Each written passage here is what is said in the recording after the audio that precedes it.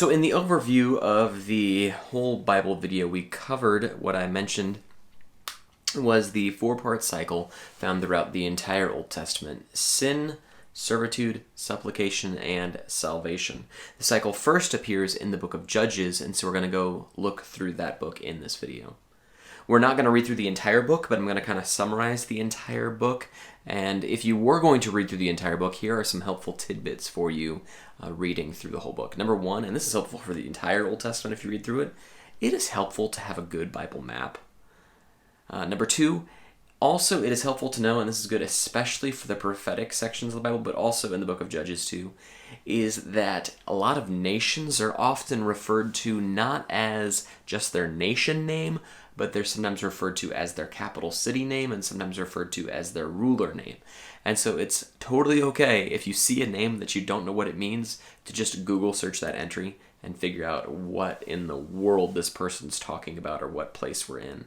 That's totally okay to do because often it's the same nation, but they're talking about the ruler or they're talking about the capital.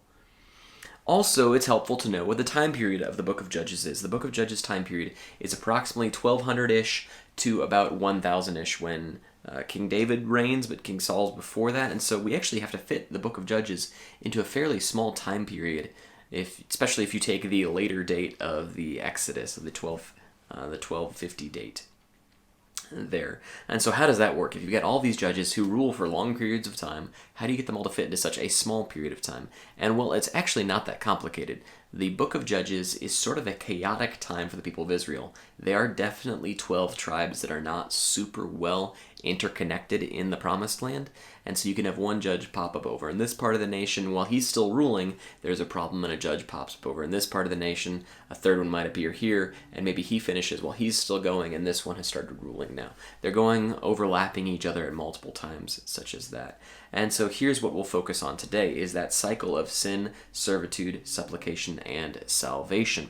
Pay attention to the cycle in that book. The people sin, they do wrong, and so God lets them have their wish. He steps back and they are punished. They're brought into servitude somehow. They realize they've messed up, and so they have a prayer of supplication. They ask for God to help them and to supply their needs, and so he does. He raises up a judge, and then they have salvation for a while. The people will forget about God and sin. God punishes them with a foreign oppressor. The people repent, they cry out to God, and God forgives them and provides a judge to protect them. That's how it's supposed to work-ish. The problem is, the really way it's supposed to work is they're just supposed to follow God the whole time. And as it turns out, as the cycle moves on, it's kind of a downward cycle. It's not just a circle, it's more of a slinky or a spiral. And so as they go around the cycle, they go further down, and even sometimes they miss some pieces of it, like the calling out to God for help or even being saved for a while. If you read the whole book, you do definitely notice the cycle breaks down by the end of the book of Judges. The last judge is Samson. He doesn't get a time period to rule. He just dies, then it's over. It says that he rules for a time period, but he's captured at the end, and he might rule for a while, but he never really defeats the threat during the time that he is ruling. The stories even continue on after that, and we'll talk about them a little bit. There's no judges after Samson, but there's still 5-ish more chapters there, and the Israelites become their own enemy. So sin, servitude, supplication, salvation. Let's see how the cycle plays out through some examples in the book. But first, the first 2 chapters, chapter 1 and most of chapter 2, it's just kind of a summary of what's happened so far for the Israelites. It says they've entered the Promised Land. It explicitly says they take over the city of Jerusalem, and they rule and conquest the Promised Land. The problem, though, and it states this at the end of chapter 1, beginning of chapter 2, is they don't conquer everything. They are all excited about what they've accomplished, and so they take a step back and take a break. This is actually noted sometime in leadership circles as a Joshua problem, where they win and they're successful, and so they say, okay, we can take a break now, even though we didn't actually accomplish everything we should have accomplished. So what I'd like you to do right now is go ahead and pause the video and read Judges chapter 2, verses 16 through 23. So Judges chapter 2, verses 16 through 23. It gives you a nice overview of the book. Okay, now that you've read that, I'm going to go ahead and read another passage. It's the first judge in the book of Judges, so the story of Othniel. And the people of Israel did what was evil in the sight of the Lord. They forgot the Lord their God and served the Baals and the Ashereth. Therefore the anger of the Lord was kindled against Israel, and he sold them into the hand of Cushan-Rishathaim, king of Mesopotamia. And the people of Israel served Cushan-Rishathaim 8 years. But when the people of Israel cried out to the Lord raised up a deliverer for the people of Israel, who saved them, Othniel the son of Kenaz, Caleb's younger brother. The Spirit of the Lord was upon him, and he judged Israel. He went out to war, and the Lord gave Cushan-Rishathaim, king of Mesopotamia, into his hand. And his hand prevailed over Cushan-Rishathaim. So the land had rest for 40 years. Then Othniel, son of Kenaz, died. So what's the sin? It's right there. They forgot the Lord and served fake gods. What's their servitude? The king of Mesopotamia, Cushan-Rishathaim. It's kind of fun to say, if you didn't notice how I read that. He enslaved them for 8 years. So they cry out for help. Their supplication, they cry out to the Lord, and so their salvation is Othniel, the son of Caleb, is raised up. He receives the Spirit of the Lord. He judges, and he goes to war. He wins the war, and he protects them and lives there, and they have rest for 40 years. That's a simple cycle, right? It stays that simple way for a lot of the judges. Ehud's my favorite. He's the next one. It's a great story. We're not going to read that right now. Shamgar gets just a single sentence. The next series of judges get a bit more. There's Deborah and Barak. There is Gideon. Gideon's a weird one. He signifies kind of a major problem because it seems like he decides that he's going to be more than just a judge. He actually names one of his children Abimelech, which means my father is king. I always asked my wife if I could name one of our children that. She always, every time I asked, said no.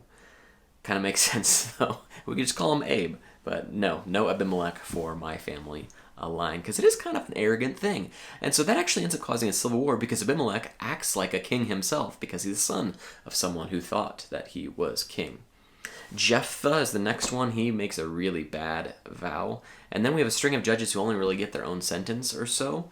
And then finally we have Samson, the longest story in the book, but he's the last of the judges, and his story doesn't end with a time of peace. As I said, it ends with his death, and you still have 5 chapters left. If you read the final stories, you see the land is in chaos.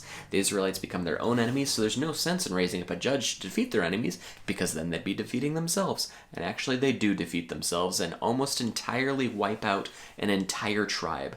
They realize they've killed all but just a few hundred people of one of the entire tribes of Israel. And so they've got to figure out how to make amends with that and fix their problem. The book ends with a very tragic sentence.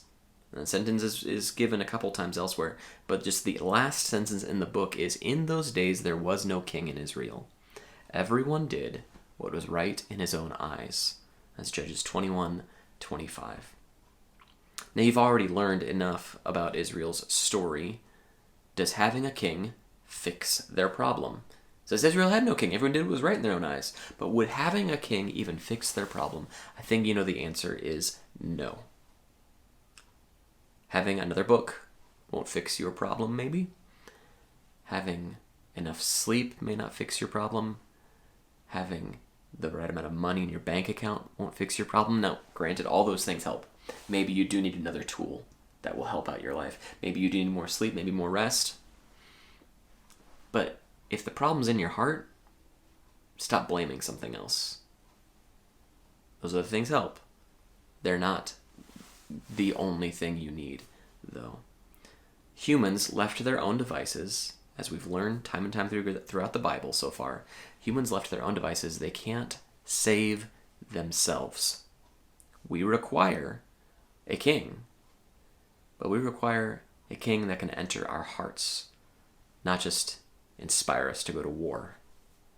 Now, we spent a whole video on the book of Judges because this cycle of sin and punishment and then repentance and then salvation, it goes on through the whole Old Testament as well. Maybe in less explicit ways, it still happens nonetheless throughout the entire Old Testament. But similarly to the book of Judges, pieces of the cycle, as you read through the Old Testament, start getting left out of the system, and the Israelites descend into chaos, again becoming their own worst enemies. And in our next video, we'll see how that cycle progresses through the lines and the kings of the prophets. But for now, do you have any questions or comments? If so, please put them in the comments below. Thank you.